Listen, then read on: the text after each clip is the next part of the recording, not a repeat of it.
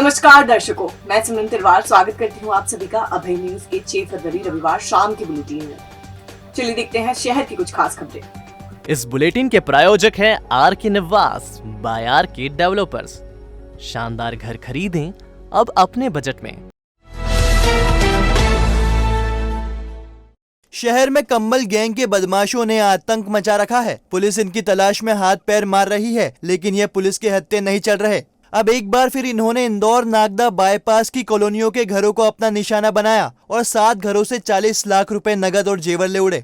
दरअसल इंदौर नागदा बाईपास पर स्थित हाटकेश्वर कॉलोनी तिरुपति ड्रीम्स और तिरुपति प्लेटिनम चोरों के निशाने पर रही। हाटकेश्वर कॉलोनी के गौरव मेहरा, दीपक नागर और निशा मलिक शर्मा के यहाँ चोरों ने धावा बोला। चोर तिरुपति ड्रीम्स के नरेंद्र सोलंकी, विकास हाड़ा और तिरुपति प्लेटिनम के धीरज आंजना और मुकेश गिरी के घर में घुसे और वारदात को अंजाम देकर फरार हो गए। कॉलोनी में लगे सीसीटीवी फुटेज में 3 बदमाश साफ दिखाई दे रहे हैं। यह कंबल ओढ़े हैं। यह वही कंबल गैंग है जिसने एक सप्ताह पहले चिमनगंज मंडी थाना की बाफना पार्क और कानीपुरा रोड के आधा दर्जन कॉलोनियों में एक के बाद एक कई वारदातों को अंजाम दिया था। शनिवार रविवार की रात हुई चोरियों में बदमाशों ने इंटरलॉक भी तोड़ दिया। चिमनगंज थाना क्षेत्र की वारदातों में 5 बदमाश दिखाई दे रहे थे, जबकि हाटकेश्वर की चोरी में 3 ही दिखाई दे रहे हैं। पुलिस आरोपियों के आदिवासी होने की बात भी मान रही है। यह धार और झाबुआ की तरफ के हो सकते हैं। घटना के समय सारे मकान सूने थे और इनके मालिक बाहर गए थे। इससे ऐसा लगता है कि बदमाशों ने पहले मकानों की रैकी की होगी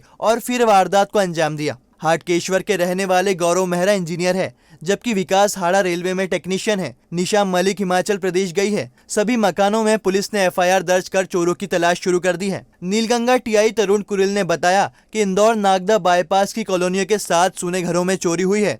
मकान मालिकों से संपर्क किया है, उनसे चोरी किए सामान की जानकारी ली जा रही है। ये हाटकेश्वर विहार में कल एक कोई चोर गिरोह आया था और उसके द्वारा 6-7 स्थानों पे सूने मकानों में तालों तोड़ के चोरी की गई है।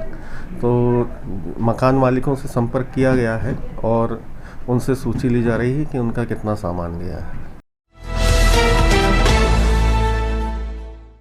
अब 1500 रुपए की रसीद पर 5 श्रद्धालु भगवान महाकाल के दर्शन कर सकेंगे। पहले 2 श्रद्धालुओं को अनुमति थी। इस संबंध का प्रस्ताव रविवार शाम 4 बजे प्रशासक कक्ष में हुई मंदिर समिति की बैठक में पारित किया गया। अब इस प्रस्ताव को लेकर कलेक्टर आशीष सिंह को भेजा जाएगा। उनकी स्वीकृति मिलते ही इसे लागू कर दिया जाएगा। दरअसल श्रद्धालुओं की सुविधा के लिए प्रशासक गणेश धाकड़ ने बैठक आयोजित की थी। इसमें विभिन्न पहलुओं पर मंथन किया गया। इस दौरान पंडे पुजारियों की मौजूदगी में सुबह 6 से 10 बजे और दोपहर 2 से शाम 5 बजे तक गर्भगृह में आम श्रद्धालुओं को प्रवेश देने का प्रस्ताव भी रखा गया। इस पर भी कलेक्टर निर्णय करेंगे। यह सुविधा महाशिवरात्रि से पहले श्रद्धालुओं को मिलने की उम्मीद है। स्वर कोकिला एवं भारत रत्न लता मंगेशकर का रविवार सुबह निधन हो गया। वे करीब 29 दिनों से अस्पताल में भर्ती थी। कोरोना पॉजिटिव होने पर उन्हें अस्पताल में दाखिल किया गया था। इसके साथ ही उन्हें निमोनिया भी था। शाम को मुंबई के शिवाजी पार्क में उन्हें अंतिम विदाई दी गई। उज्जैन से 56 किलोमीटर दूर इंदौर के सिख मोहल्ला में 28 सितंबर 1929 को उनका जन्म हुआ। इधर लता जी की मौत से आहत उनके प्रशंसकों ने उन्हें श्रद्धांजलि दी। उनकी प्रशंसक एवं गायिका लक्ष्मी वासन निवासी हीरा मिल की चाल ने भी उनके गाए हुए गीतों को गुनगुनाकर उन्हें श्रद्धांजलि दी। आज मुझे बड़ा ही दुख हो रहा है क्योंकि वो मेरी आइडल रही है शुरू से और उनसे तो मैंने सब कुछ सीखा है। तो मैं उनके लिए 2 लाइन गाना चाहूँगी आज। नाम गुम जाएगा, चेहरा ये बदल जाएगा, मेरी आवाज़ ही पहचान है, गर याद है, मेरी आवाज़ ही पहचान है, गर याद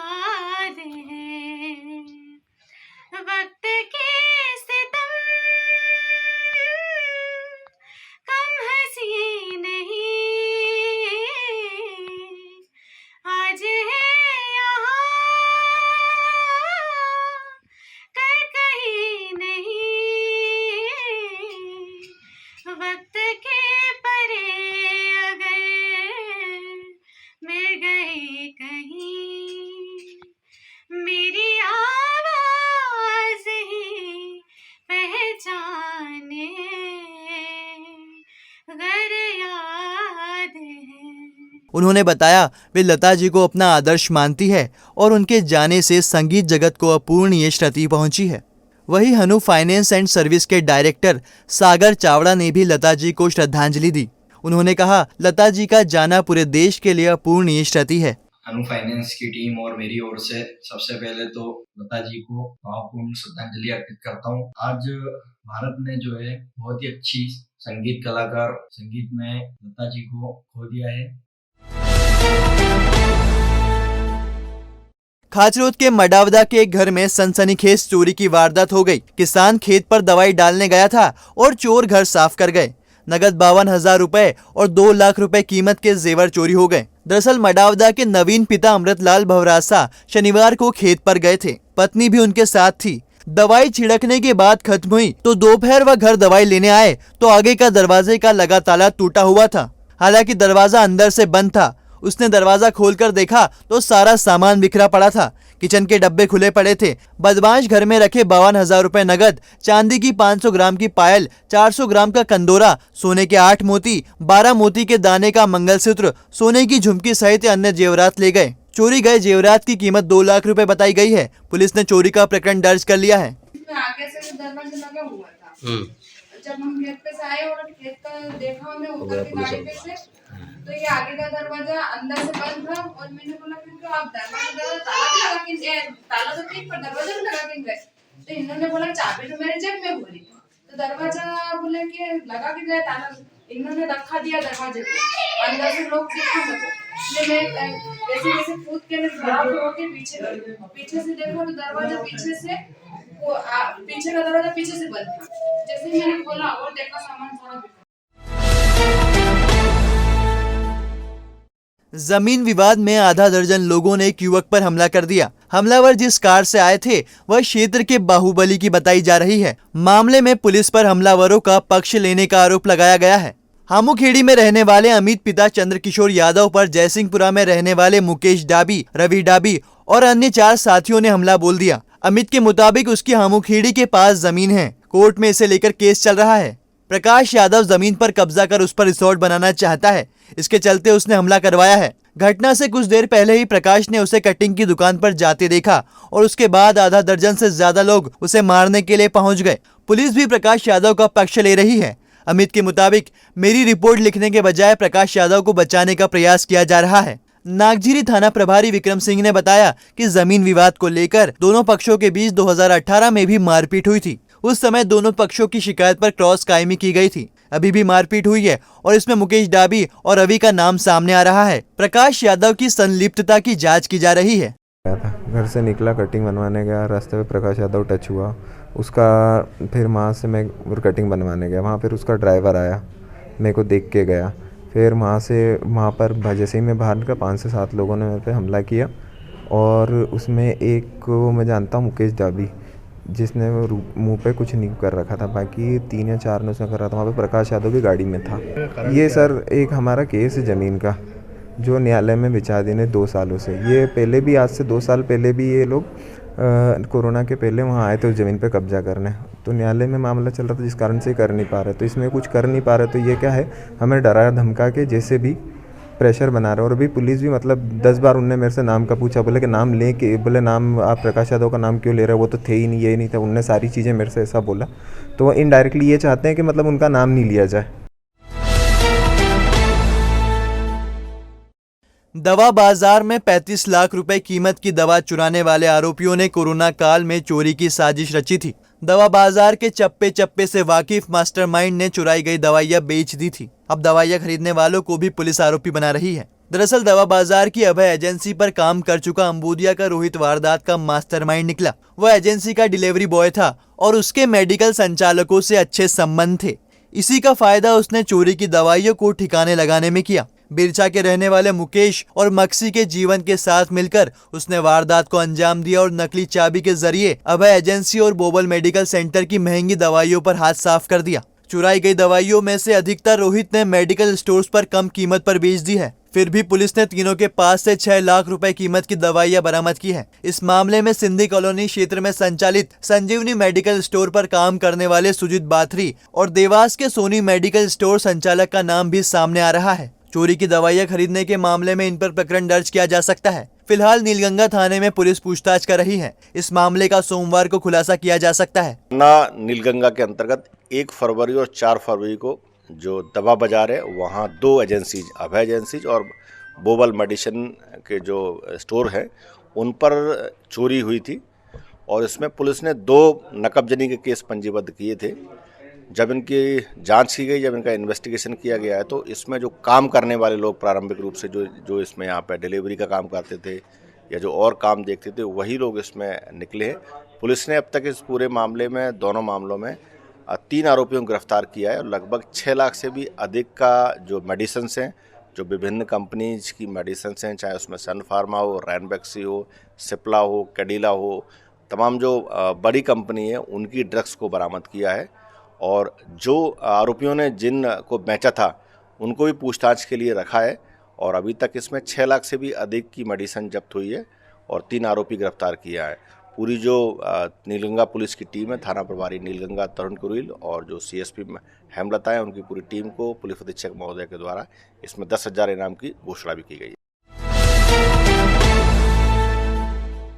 चिमंजगंज कृषि उपज मंडी में काम करने वाले हम्माल तुलावटी पारिश्रमिक नहीं बढ़ने से नाराज है। उन्होंने मंडी सचिव, कलेक्टर और एसपी को पत्र देकर पारिश्रमिक बढ़ाने की मांग की है। मध्य प्रदेश हम्माल श्रमिक संगठन ने 7 दिन के भीतर पारिश्रमिक नहीं बढ़ाने पर आंदोलन की चेतावनी दी है। दरअसल बढ़ती महंगाई से श्रमिक त्रस्त है। 11 नवंबर 2021 को अध्यक्ष अब्दुल गफ्फार लाला ने मजदूरी बढ़ाने के लिए मंडी सचिव उमेश बसेड़िया को पत्र दिया था। उन्होंने तब 7 दिन के भीतर अनाज तिलहन व्यवसायी संघ के साथ चर्चा कर प्रतिवेदन तैयार करने के निर्देश दिए थे। बावजूद इसके अभी तक इस आदेश का पालन नहीं हुआ है। ऐसे में हम्माल तुलावटियों में गहरा आक्रोश है। उन्होंने एक बार फिर कलेक्टर, एसपी और मंडी के भार साधक अधिकारी को पत्र देकर 9 फरवरी तक पारिश्रमिक बढ़ाने की मांग की है। ऐसा नहीं करने पर अनिश्चितकालीन हड़ताल पर जाने की चेतावनी।